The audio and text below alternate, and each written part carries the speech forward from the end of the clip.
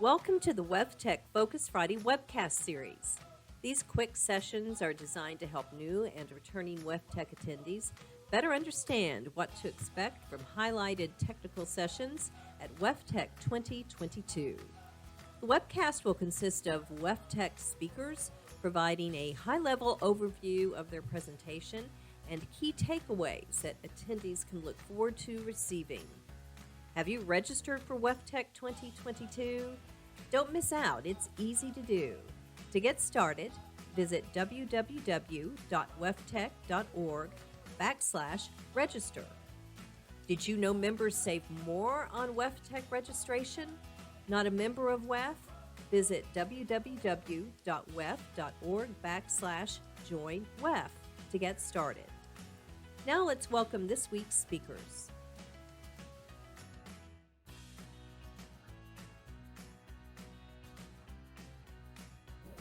Hello, I'm Rebecca Macco, Director of Client Services at Brown & Caldwell. I'm part of Brown & Caldwell's Industrial Water team based in Seattle, and I'm going to be at WEFTEC this October as part of an invited speaker session on the drive to net water positivity for industry. So what is water positive? For those of you that may not be familiar, water positivity is a goal that's being incorporated by many companies as part of their environment, social, and governance goals. I'll be one of 3 speakers in that session. My paper is a case study on PepsiCo's water positive program, and I'll talk about that in a minute. But the other presentations that are going to be part of this session are going to be given by representatives from Blue Tech Research and the Water Council. And they're going to be talking about what's going on in different industrial sectors with global water commitments, water stewardship, and net water positivity. We'll have some time at the end of our presentations for questions and answers and discussion, so it should be a really good session. So I hope you can join us for that. And what it means for a company to be water positive is when a company replenishes more water in a watershed in which they operate than they actually consume with their production operations. And so to get to a water positive point, most companies get there by combining a combination of facility level water efficiency projects and then watershed level replenishment projects in which they might partner with other stakeholders in that watershed. So the primary driver for water positivity programs is really all about risk reduction, protecting operations, increasing resiliency, and also just being good stewards of our shared water resources. So, and the strategies to get there will differ a bit across different industrial sectors, but usually do include those 2 primary components of on-site water efficiency and off-site replenishment.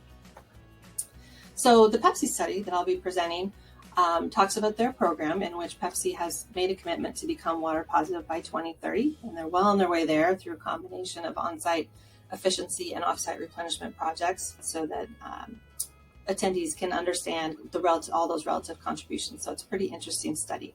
I've not seen those 2 components put together before, as typically the water efficiency side, the water efficiency projects are done at the facility level, whereas the replenishment may be done at the corporate level and not often looked at as one holistic portfolio. So I think it's a pretty interesting study. So hopefully you can join us for this session. It's going to be a good one. If you're interested in connecting between now and then, please reach out to me on LinkedIn. I'd love to talk about this or other related topics. See you at WEFTEC. Thank you. Now let's pass it over to our next speaker. Hello everyone. I am Vijay Sundaram. I'm AECOM's Global One Water and Water Reuse Practice Leader. I'm thrilled to be at WEFTEC 2022 this year, and I'll be presenting as one of the speakers and the reuse track on Monday afternoon. And topic of my presentation is rethinking secondary biological treatment and tertiary treatment for portable reuse applications. First, let's look at why do portable reuse.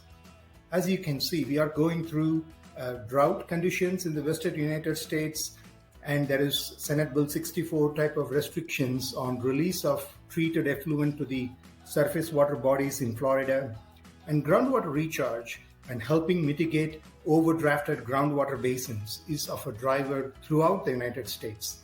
So that tells us portable reuse, which is taking secondary effluent or tertiary effluent and using it for purposes such as augmenting groundwater or going back to the reservoir or using it directly as a raw water source or a treated water source, drinking water source, has a key role in our managing our community and resiliency of a community. with that, let's look at what are the methods of doing portable reuse. There is two good categories. One is using ozone biofiltration or carbon-based systems, and it is very, very useful and in terms of carbon footprint and efficiency to use it inland, somewhere in Reno, Nevada, to other places.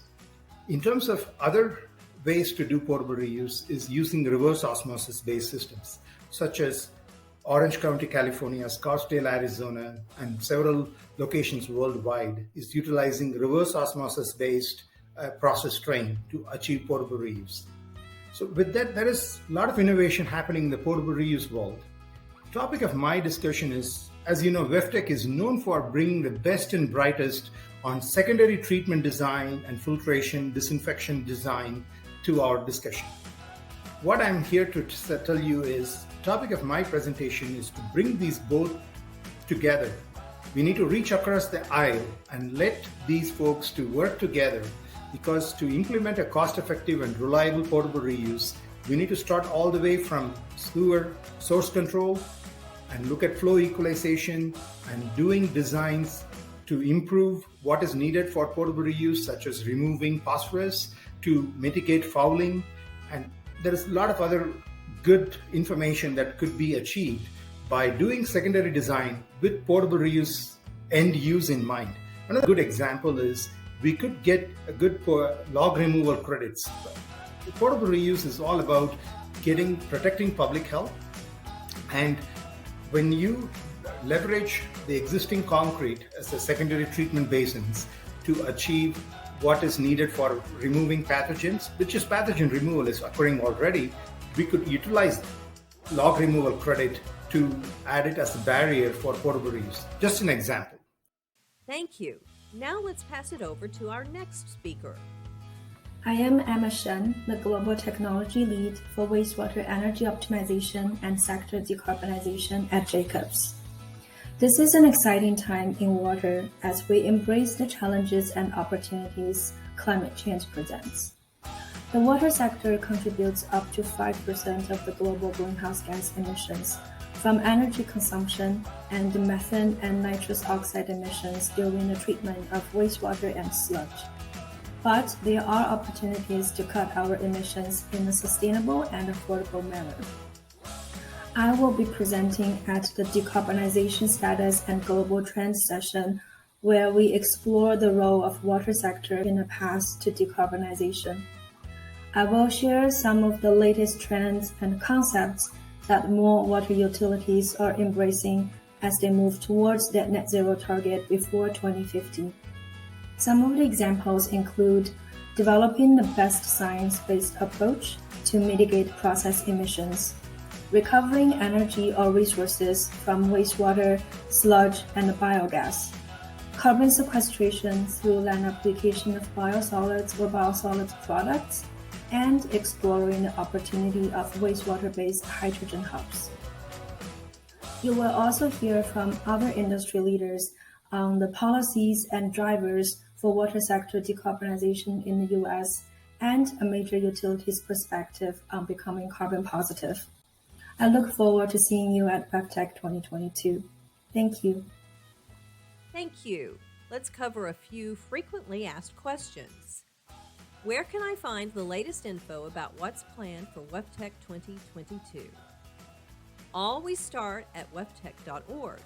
From there, you can see the latest news in WEFTEC Now, access the digital conference announcement, or access the online planner, which has the latest info on the technical program and meeting schedules, and the full list of exhibitors and sponsors. On the site, you can also sign up to receive all the WEFTEC updates, so the latest news comes right to your inbox. Thank you to everyone for joining us. Make sure to register for WEFTEC 2022. We look forward to seeing you in New Orleans.